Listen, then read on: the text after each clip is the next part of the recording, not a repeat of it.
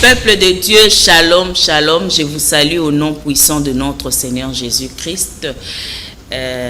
Bonjour ou bonsoir, cela dépend de l'heure à laquelle vous allez suivre votre émission Parole divine qui vous parle de notre Maître Seigneur Jésus-Christ, le seul, l'unique que nous connaissons sur cette terre, Jésus-Christ de Nazareth. Il est vivant, il vit en nous.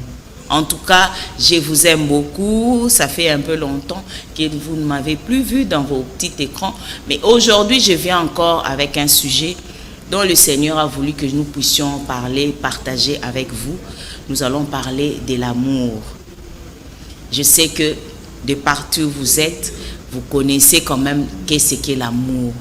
Mais nous allons essayer un peu de décortiquer l'amour par rapport à ce que nous dit le dictionnaire Larousse.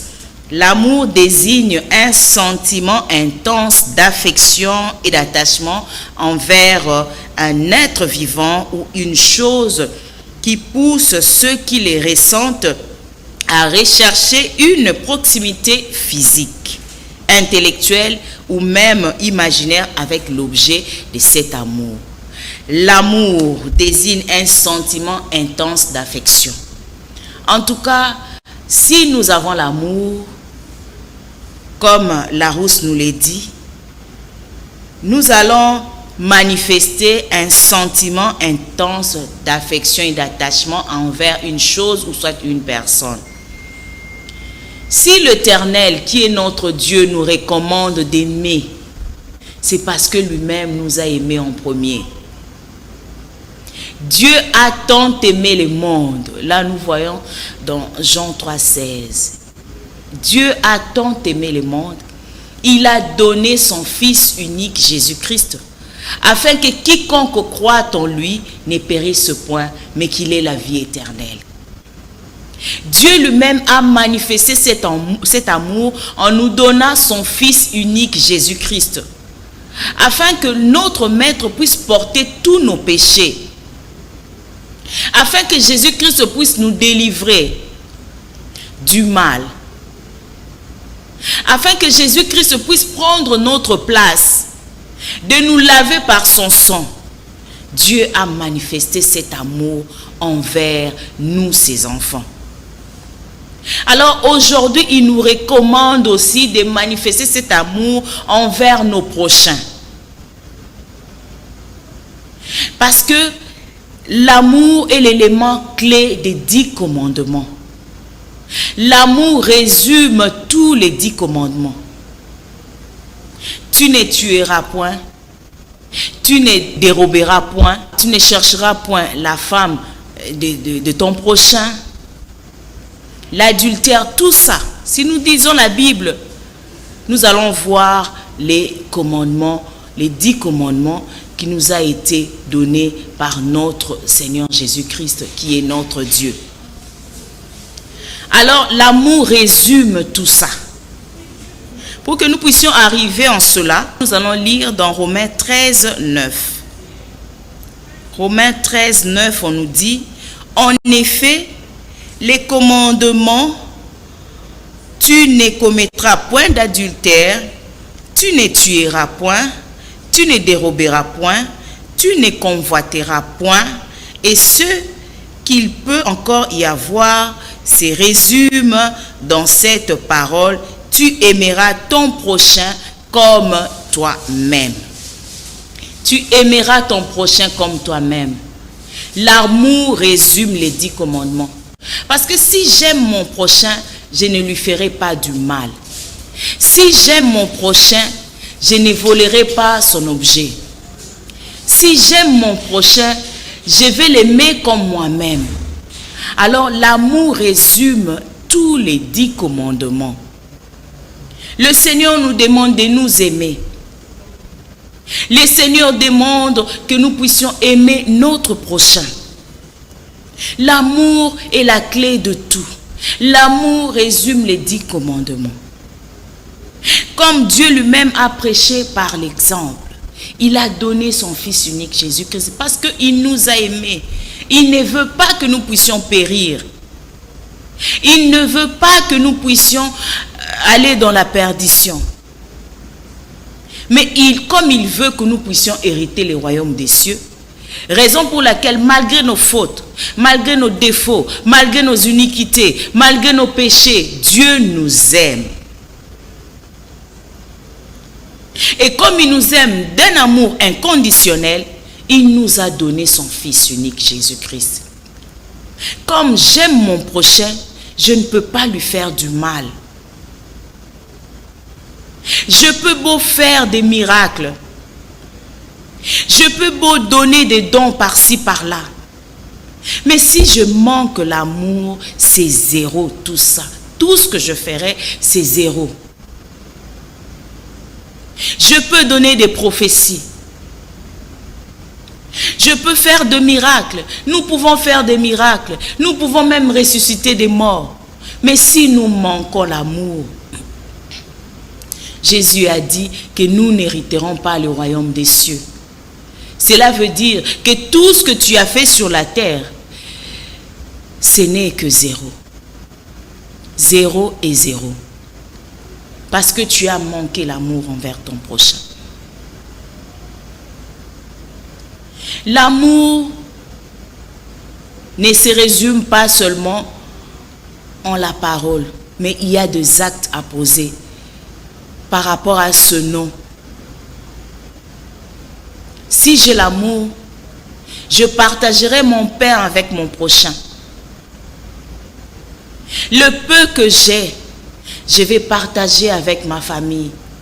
Le peu que le Seigneur me donne, je vais partager avec le prochain.